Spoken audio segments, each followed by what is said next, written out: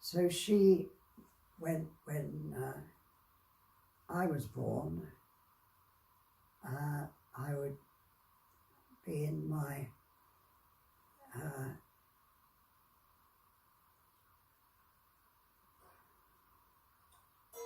playpen in the sitting room and listening to wonderful classical piano music.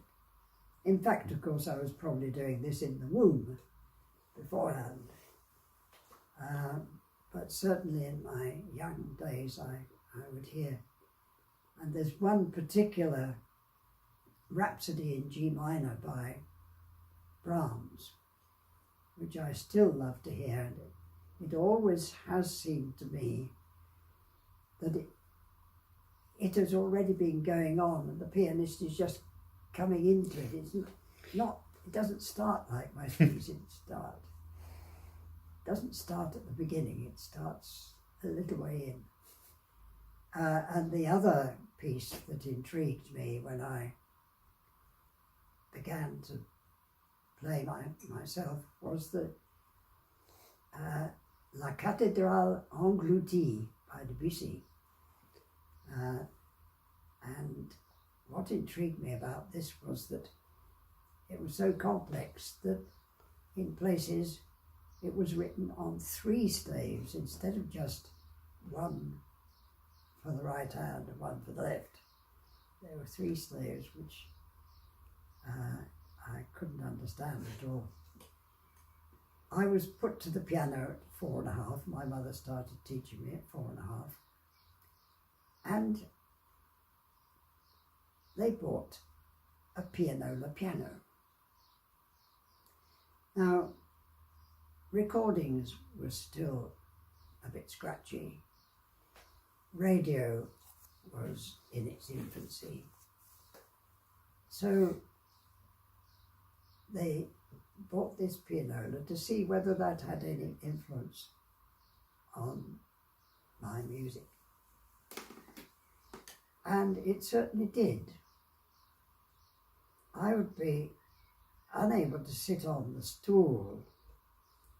I'd be standing there, there's a flap down at the front. I'd be hanging onto this, pedalling with one foot. And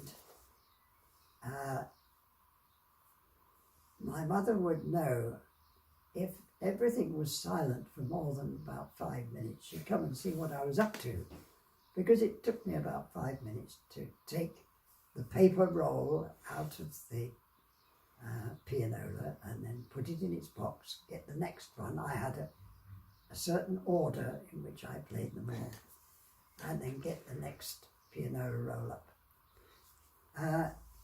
It so happened that just about when they bought this pianola, the craze for pianolas died out, and so they bought a few of the pianola rolls from the pianola roll library, and which ceased to exist. So I had these rolls that I played over and over again.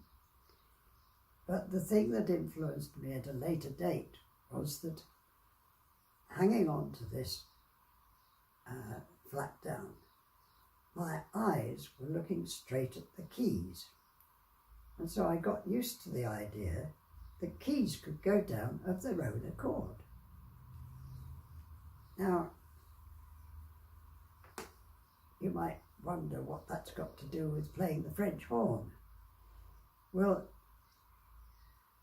when you have been learning for a few years, you come across transposition.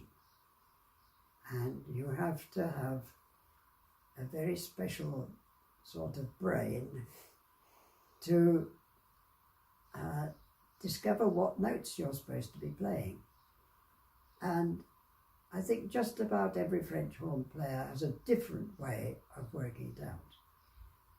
I related it straight to the keyboard.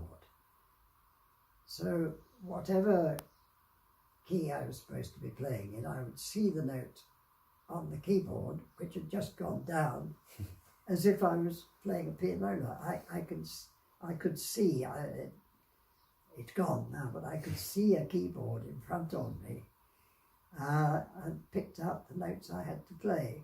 So that was one aspect of my future career that was taken care of at an early stage.